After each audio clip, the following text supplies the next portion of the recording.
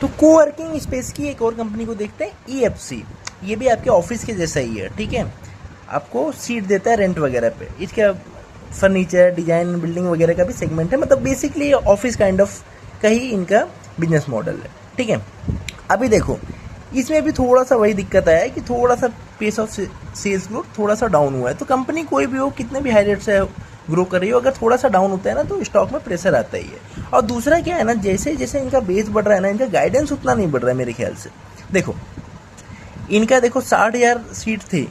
अच्छा ऑफिस का कितना था, ऑफिस का कितना था, 144 तक करीबन था, 1.5 लाख तक का था, ठीक है। और उन्होंने कितना गाइडेंस दिया था कि भाई 22 से 25,000 सीट ऐड करने का गाइडेंस दिया था इन्होंने। अच्छा मैं लास्ट क्वार्टर के लास्ट ईयर के ही कॉन कॉल की ही बात कर रहा हूँ, ठीक है।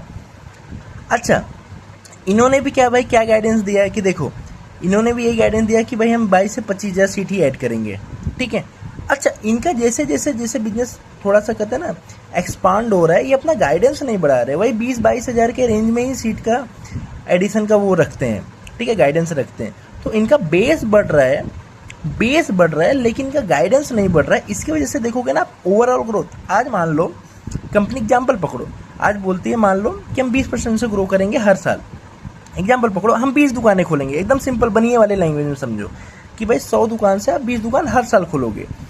तो मान लो कंपनी के पास आज है, एग्जाम्पल पकड़ो, आज है 50 दुकान, 50 से उसने 20 खोला, 50 से 70 पे गया, तो कितने परसेंट का ग्रोथ हो गया, 40% का ग्रोथ हो गया, ठीक है। अभी वो बोलते हैं अगले साल भी हम 20 दुकानें खोलेंगे, तो 70 से 90, तो कितना हो गया, करीबन 40% आपका ग्रोथ नहीं हुआ, आपका ग्रोथ कम डाउन हो गया, 40 से कम हुआ। मान लो कंपनी ने 100 दुकान तक पहुंची, अभी भी बोला कि भाई हम 20 ही दुकान खोलेंगे, तो 100 से 120 यानी कितना हो गया, अभी 20%, यानी 50 से 70 में भी 20 ही दुकान खोले थे, 100 से 120 में भी 20 ही दुकान खोले थे, क्योंकि 50 से 70 40% का ग्रोथ होता है और 100 से 120 20% का ग्रोथ होता है, तो इवेंचुअली ग्रोथ कम डाउन हुआ होता है, ठीक है। तो यही इनका है, मतलब बेस इनका बढ़ रहा है, लेकिन इनका गाइडेंस आप देखोगे ना 20-22 हज़ार का ही वो रहता है।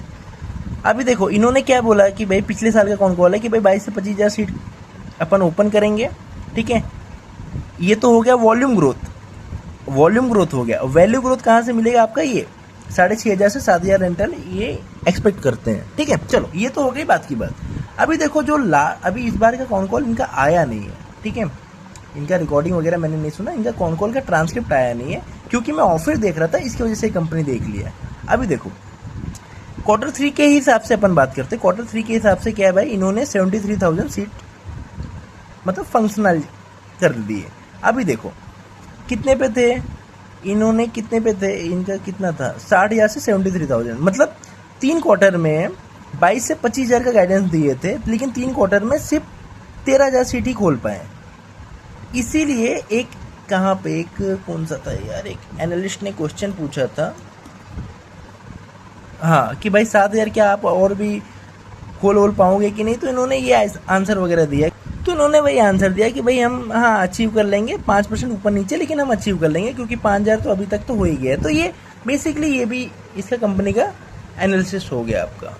तो मेन इस चीज़ में क्या है, इस कंपनी में क्या देखना है कि भाई अगर आप ऑफिस और EFC की बात करोगे तो ऑफिस सेक्टर लीडर है। सेक्टर लीडर कैसे क्या होगा, उसके पास 1-1.5 लाख के तकरीबन सीट्स हैं, इसके पास उसके आधा या कहते हैं ना 40% है, फिर भी दोनों गाइडेंस उतना ही दे रहे कि 20-22 हज़ार ही आप सीट ऐड करोगे। इसके वजह से मार्केट को इतना नहीं, मुझे लगता है जो है, मैं कोई अंतर्यामी नहीं हूँ, लेकिन मुझे जो लगता है कि भाई अगर समझो एक कंपनी का आपसे डबल बेस है और वो भी 20-22 हज़ार सीट ऐड कर रही है, वो भी उतना ही 15-16% का गाइडेंस दे रही है, और आपका भी बेस तो बढ़ते जा रहा है लेकिन आपका गाइडेंस नहीं बढ़ रहा, तो कहीं ना कहीं स्टॉक को चलने में दिक्कत होती है, ठीक है।